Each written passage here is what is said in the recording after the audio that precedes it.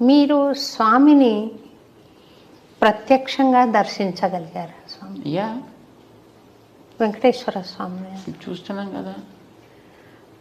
అట్లా విగ్రహ రూపంలో కాకుండా అదే పొరపాటు పడుతున్నాం అక్కడ. భగవంతుడికి తాను కోరుకున్న రూపాలు అనేక ఉన్నాయి. ఒకనాడు తిరిగే రూపంలో వస్తా అన్నాడు, ఒకనాడు తిరగని రూపంలో వస్తా అన్నాడు, ఒకనాడు కొండగా ఉంటా అన్నాడు, నీటిగా ఉంటా అన్నాడు. కొండగా ఉన్నాడు బదరికాశ్రమంలో, నీటిగా ఉన్నాడు పుష్కర క్షేత్రంలో, విగ్రహంగా ఉన్నాడు ఇక్కడ. అది ఆయన ప్రత్యక్ష రూపం, అది ఆయన స్వయంభూ స్వరూపం. అది మరి ప్రత్యక్షంగా మనం చూస్తున్నాం కదా. నమ్మకం లేదు మనకి అది ఆయనే. స్వామి ఇప్పుడు మీరు మాట్లాడుతున్నారు కదా, అలా అవసరమా? అలా మాట్లాడగలిగారు? అలా మాట్లాడు. ఎందుకు మాట్లాడంటే అలా మాట్లాడడానికి కొన్ని అవతారాలు సెలెక్ట్ చేసుకున్నాడు ఆయన. అలా మాట్లాడే ఏ వ్యక్తి అయినా వాడికి date of birth, date of departure ఉంటాయి. రాముల వారు వచ్చారు కదా, వచ్చారు మళ్ళీ వెళ్ళిపోవాల్సి వచ్చింది కదా. వెళ్ళిపోయారు. కృష్ణుడు వచ్చాడు మళ్ళీ వెళ్ళిపోవాల్సి వచ్చింది కదా. అవును స్వామి. అట్లా అలా కాకుండా పర్మనెంట్గా ఉండాలి అని అనుకున్నప్పుడే విగ్రహ రూపంలో వస్తాడు ఆయన. అది కూడా ఆయన తీసుకున్నటువంటి స్వరూపమే. మరి నమస్తే సార్. సార్, ఈ మధ్య మీరు దేవుడు విగ్రహములో స్వయంభూగా శాశ్వతంగా ఉండాలని చెప్పి అనుకొని ఆయన వెలిసి ఉన్నాడు, అలా ఆయన అనుకున్నాడు అని మీరు ఇంటర్వ్యూలో మాట్లాడడం చూశాను నేను. సార్, మన భగవద్గీత చెప్పిన విషయాలలో కొన్ని డౌట్స్ను మిమ్మల్ని అడుగుతున్నాను. దయించి ఒకసారి ఆలోచించగలరని మనవి. మీరే కాదు, యావత్ మంది కూడా దైవ చింతన, దేవుని యొక్క మర్మమును తెలుసుకోవాలని కోరుకునే యావత్ మంది ప్రజలు కూడా ఒకసారి దీనిని నిదానించి ఆలోచింపగలరని మనవి సార్. సార్, భగవద్గీత 11వ అధ్యాయం 8వ శ్లోకం, నేను మనోనేత్రాలతో మాత్రమే చూడదగినవాడు అని చెప్తాడు. ఎవరు? ఆత్మవసుడైనటువంటి శ్రీకృష్ణుడు. అంటే శ్రీకృష్ణుడు ఉపాధి ద్వారా ఆత్మ మాట్లాడుతుంది. అక్కడ ఆత్మ తన స్వభావాన్ని ప్రకటిస్తుంది. ఏమని ప్రకటిస్తుంది? మనోనేత్రాలతో మాత్రమే చూడదగిన వాడను అని చెప్తుంది. మీరేమో విగ్రహం అంటున్నారు. Okay, right. ఇంకోటి కూడా భగవద్గీత 9వ అధ్యాయము 1-2 శ్లోకాలు చూసుకున్నప్పుడు, జ్ఞాన విజ్ఞానమయ్యున్న నేను ధర్మం యొక్క పరిపూర్ణ స్థితి అయి ఉన్నాను. ఆత్మ ప్రత్యక్షత చేత అనుభవపూర్వకముగా మాత్రమే తెలియదగినటువంటి వాడను. ఇది చాలా సరళమైనటువంటి భక్తి అని కూడా ఆ శ్లోకంలో తెలియబడింది. అంటే జ్ఞానము, విజ్ఞానము ఇదే ధర్మం యొక్క పరిపూర్ణ స్థితి, అనగా ప్రేమ స్వరూపము అనొచ్చు దీన్ని. అటువంటి వాడికి విగ్రహానికి ఏమైనా పోలిక ఉందా? ఇంకొకటి సార్, ఆత్మ ప్రత్యక్షత చేత మాత్రమే తెలియదగిన వాడని ఉంది ఇక్కడ. కంటికి కనపడేది కాదు అది ఆత్మ ప్రత్యక్షత అన్నప్పుడు. Okay, right sir. భగవద్గీత 10వ అధ్యాయము 20వ శ్లోకంలో ఇంకోటి ఏమైనా, మానవుడి యొక్క హృదయములోనే ఉన్నటువంటి ఆది అంతము మధ్యము అయినటువంటి వాడు ఆయన. ఆది అంతం మధ్యము అయినటువంటి వాడు ఆయన. ఎక్కడుంటాడు ఆయన? మనుషుల హస్తకృత్యములతో నిర్మింపబడినటువంటి ఆలయంలో కాదు ఆయన ఉండేది. దేవుడే తయారు చేసినటువంటి ఈ దేవాలయంలో ఆయన, ఈ దేవాలయంలో అంటే మన యొక్క హృదయంలోనే ఆయన ఉంటాడు అని క్లియర్గా భగవద్గీత 10వ అధ్యాయం 20వ శ్లోకం చెప్పింది. అదే మాదిరిగా భగవద్గీత 10వ అధ్యాయం 34లో ఏముంటుందంటే, సర్వమును హరించి వేయునటువంటి మృత్యువు ఆయన. సర్వము అంటే ఏంది సార్? జనన మరణాలే కదా. జనన మరణాలలోనే సర్వము ఉంది కదా. ఈ సర్వమును హరించి వేయునటువంటి వాడు ఆయన.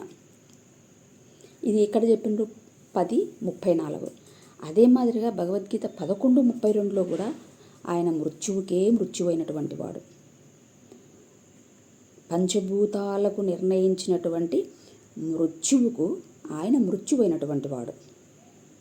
ఏం సార్? అంతే కదా. మృత్యువు నాకు కాదు సార్, నాదికి అంటే ఈ శరీరానికి మృత్యు ఉంది కానీ నా మనసుకు మృత్యువు లేదు, నా ప్రాణానికి మృత్యు ఉంది కానీ నా మనసుకు మృత్యువు లేదు. నా ప్రాణాన్ని హరించి వేసేటువంటి మృత్యువుకే మృత్యువైనటువంటి వాడు ఆయన. అందుకు కాబట్టి ఆయనకి అంతం అనేది లేదు. క్లియర్ కట్ అయిపోయింది సార్. ఇంకోటి భగవద్గీత 8:3 శ్లోకం ఏం చెప్తుందంటే, గుణాతీతము నాశరహితమైనటువంటి జీవుడే బ్రహ్మము అని అంటది. ఏంటిది సార్? గుణాతీతము నాశరహితమైనటువంటి జీవుడు. గుణాతీతం అంటే ఈ శరీరము కలిగినటువంటి తమోగుణం, రజోగుణం, సత్వగుణము, ఈ 3 దాటిపోయినటువంటి వాడు. మరియు నాశనమే లేనటువంటి జీవుడు అంటుంది సార్. అంటే మానవ దేహంగా రావాలి ఆయన, అది విగ్రహం. మానవ దేహం ధరించాలి, అది విగ్రహం.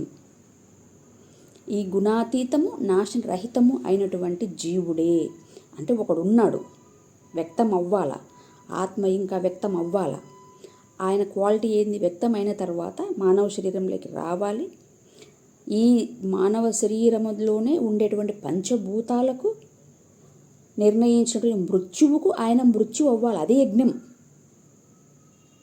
సో మీరు అక్కడ కూడా ఆ దానికి కూడా అర్థం ఒకసారి ఆలోచించగలగాలి సార్.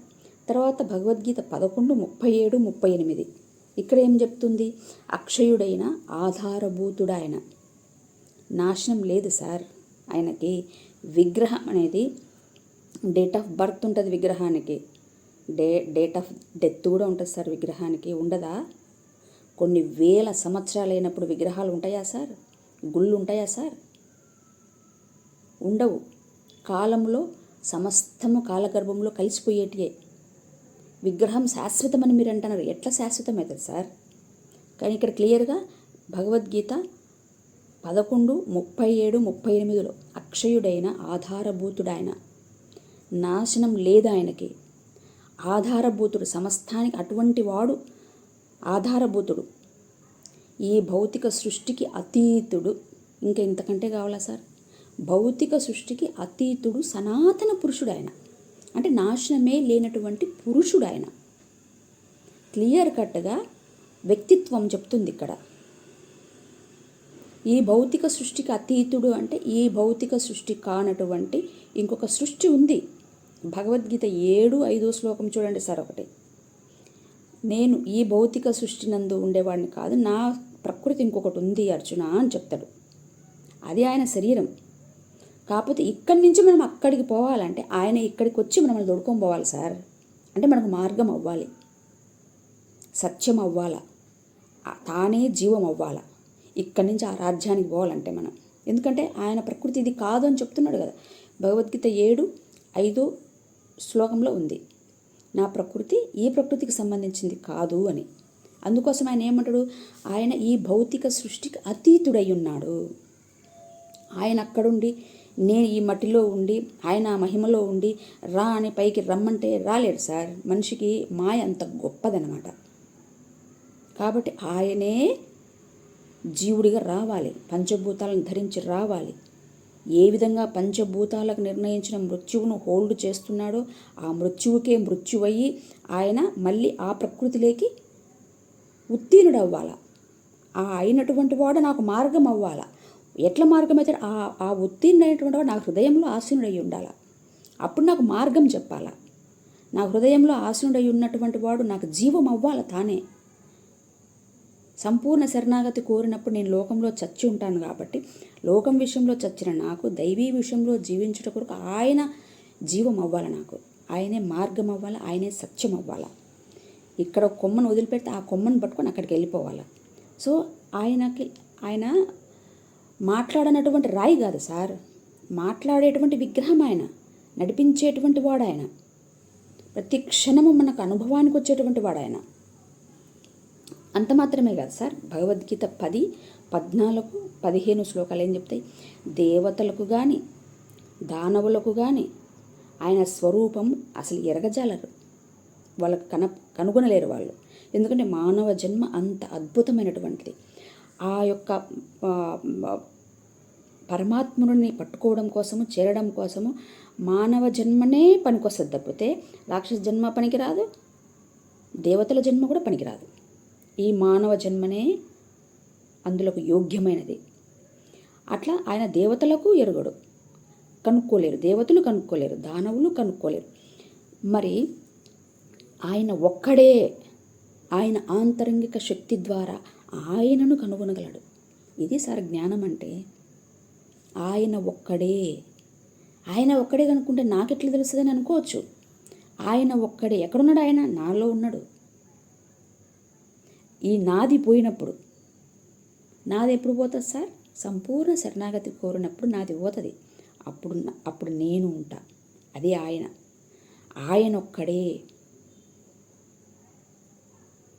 ఆ జ్ఞానంకు మాత్రమే అనుభవానికి వచ్చేది విజ్ఞానము. ఇక్కడే సత్ చిత్ యోగమునందు ఉన్నవాడు ఎవడో వాడు నాకు ఎరుకైతాడు. దాంట్లో మర్మం అది. ఆయన ఒక్కడే. ఆయన అంతరంగిక శక్తి ద్వారా ఆయనను కనుగొనజాలడు. విగ్రహం అయితే అనేకులు చూస్తారు సార్. మీరే కాదు, ఎవరైనా పోయి చూస్తారు. విఐపి దర్శనాల వల్ల అయితే ఇంకా బాగా చూస్తారు. మాగుదోడు బీదలు అయితే ఏదో ఒక క్షణమైనా చూసొస్తారు. అంటే అందరికీ కనపడే ఈ చర్మ చక్షువులకే కనపడాడు ఆయన, మనోనేత్రాలకు కనపడతాడు అంటుంటే మీరు ఆయన ఇది నిర్ణయించుకుని వచ్చారని మీరు ఎట్లా చెప్తారు సార్? మీకు అర్థమైందే ఫైనల్ అనుకుంటారా? ఇంకా చూద్దాం.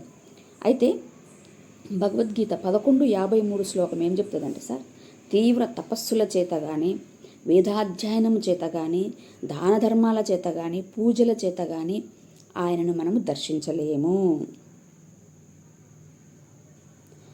ఇవన్నీ సాధనాలు కావు ఆయనను దర్శించాలంటే. మరైతే ఎట్లా దర్శించాలి ఆయనని? ఆయనేమో జ్ఞాన విజ్ఞానమైనటువంటి వాడు, ధర్మం యొక్క పరిపూర్ణ స్థితి, ఆత్మ ప్రత్యక్షత చేత మాత్రమే ఎరుకయ్యేటువంటి వాడు, మనోనేత్రాలకు మాత్రమే కనపడేటటువంటి వాడు, మన హృదయంలోనే ఉన్నటువంటి వాడు, ఎక్కడో లేడు. ఏ విధంగా ఆయన దర్శనం చేసుకుంటాం? వేదాధ్యయనంతో కుదరదంట. పూజలు, జపాలు, తపస్సులు ఏమీ కుదరదంట. మరి ఎట్లాగా ఆయనని మనం దర్శనం చేసుకుంటాం? అందుకే భగవద్గీత 18వ అధ్యాయము 66 శ్లోకము, అందులోనే 62 శ్లోకము, ఇంకా అక్కడ ఆ 2 శ్లోకాలు ఏం చెప్తాయి? సర్వధర్మాన్ని పరిత్యజించి, 66 శ్లోకం, సర్వధర్మాన్ని పరిత్యజించి సంపూర్ణ శరణాగతి కోరినటువంటి వారికి వారి పాపమును వారి నుండి తీసివేసి, ఏ విధంగా? ఆయన కృపచేత. ఇది చెప్పే శ్లోకం 18:62, 58 కూడా ఉంది సార్. 18:62 ఆయన కృపచేత మాత్రమే. ఆయన కృపచేత ఎలాగ ఆయనను కంటాం సార్? దీనికి ఎవిడెన్స్ ఎక్కడుంది సార్? భగవద్గీత 4వ అధ్యాయము 6-8 శ్లోకాలు చూడండి సార్. ఆయన కృపచేత అప్పుడు నాది పోయి నేను ఉన్నప్పుడు నా నుంచే ఆయన ఉద్భవిస్తాడు. ఇది ప్రతి యుగమందు, ప్రతి ఋషులలో, ప్రతి మహర్షులలో సంపూర్ణ శరణాగతి కోరినటువంటి ప్రతి వాడు ఋషియే. సంపూర్ణ శరణాగతి కోరినటువంటి ప్రతి వాళ్ళు మహర్షులే. ఈ సంపూర్ణ శరణాగతిలో ఉన్నవాడు నాదంతా పోయినప్పుడు, నా ప్రాణం నీదైపోయినప్పుడు, నేను మాత్రమే ఉన్నప్పుడు, నాకు మాత్రమే అనుభవానికి వచ్చే విజ్ఞానము, ఈ జ్ఞాన విజ్ఞానములను ఈ 2 కలిసినప్పుడు ఈ సత్ చిత్ యోగమందు నేను పురుషుణ్ణి కంట. ఆ పురుషుడు సనాతన పురుషుడు. ఆ పురుషుడే నేను ఎవరినైతే కన్నానో ఆ పురుషుడు మనుష్య కుమారుడిగా ఉంటాడు. నేను ఎవరినైతే కన్నానో ఆ పురుషుడే అనంత పద్మనాభ స్వామి యొక్క నాభి నుంచి వచ్చినటువంటి దేవుని యొక్క నామము, అనగా దేవుని యొక్క ఆలోచన అయినటువంటి దేవుని కుమారుడైనటువంటి వాడు బ్రహ్మము. ఆయనే గుణాతీతము, నాశనరహితమైనటువంటి జీవుడు. ఎవడైతే ఆ జీవుడిగా వ్యక్తమై ఈ కార్యమంతా చేశాడో వాడు నాకు ఆచార్యుడు, వాడు నా హృదయమందు ఉంటాడు. దీనికి అంత పెద్ద ప్రాసెస్ ఉంది. దీనికంతా అంత ఈజీగా ఒక పరమాత్మ తత్వంను, బ్రహ్మ విద్యను, మర్మమైనటువంటి విద్యను ఏ విధముగా ఒక విగ్రహంతో చెప్పి ఆయన అలా అనుకున్నాడని మీరు ఎలా చెప్పగలుగుతారు సార్? ఒక్కసారి ఆలోచించండి. ఒకసారి భగవద్గీతను ధ్యానించండి. సంపూర్ణ శరణాగతి కోరినటువంటి అర్జునుడికి భగవద్గీత అందించబడింది. ఒక అర్జునుడికే కాదు సార్, సంపూర్ణ శరణాగతి కోరిన ప్రతి ఒక్కరికి భగవద్గీత అర్థమవుతుంది. వాడు క్రిస్టియనా, వాడు ఇంకొకడా అది వేరే విషయం సార్. ఎవడైతే సంపూర్ణ శరణాగతి పొందుతాడో వాడికి ఖచ్చితంగా శ్రీకృష్ణుడి ద్వారా వచ్చినటువంటి ఉపదేశము, శ్రీకృష్ణుడు ఒక పురుషుని గురించి చెప్తున్నాడు, శ్రీకృష్ణుడు ఆత్మ యొక్క సంగతులను చెప్తున్నాడు, శ్రీకృష్ణుడు ఆత్మ విషయమైనటువంటి మర్మములను చెప్తున్నాడు. సో అటువంటివన్నీ అర్థం కావాలంటే కంపల్సరీగా సంపూర్ణ శరణాగతి అనేది కోరిన వారికి అర్థమవుతుంది. అంతవరకు మనకు తెలిసిందే సత్యం అనుకోవడం ఎంత మాత్రం సబబుగా ఉంటుందో ఒకసారి ఆలోచించండి సార్. మీరు అన్నటువంటి విగ్రహాలు date of birth, date of death వాటికి ఉంటాయి అని మీరు అంటున్నారు. అంటే date of birth, date of death ఉన్నటువంటి రామావతారం, కృష్ణావతారం దేవుళ్ళు కారని మీరు చెప్పకనే చెప్తున్నారు. రాముడు సంపూర్ణ శరణాగతి స్టేజ్కి రావడానికి ఏ విధంగా లైఫ్ స్టైల్ గడపాలో సకల మానవుడికి నేర్పించి మాదిరై చూపి వెళ్ళాడు. అంటే నీది సమస్తమును పోగొట్టుకోవరా నువ్వు, అప్పుడు ఉన్నవాడెవరు నీకు కనపడతాడు అని ఒక మాదిరి లైఫ్ని ఎలా గడపాలో, ఒక యజ్ఞం ఎలా కావాలో ఒక మాదిరి చూపించిపోయాడు.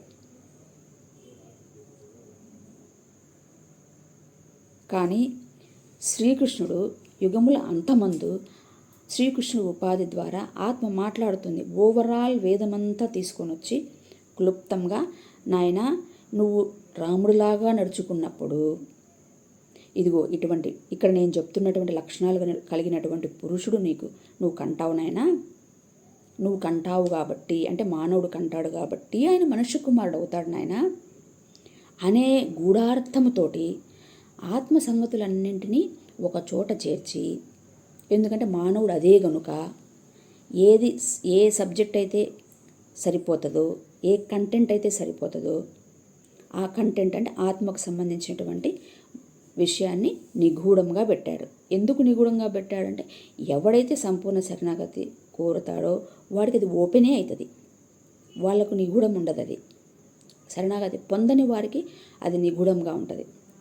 కాబట్టి ఒకసారి పునరాలోచించవలసిందిగా మీకు, మీ ద్వారా పెద్దలకు, పిల్లలకు, ఎవరైతే లోకం విషయంలో నశించిన వారు ఉంటారో, లోక విషయంలో నశించినటువంటి శరణార్థులు ఉంటారో, దేవుని కృప ద్వారా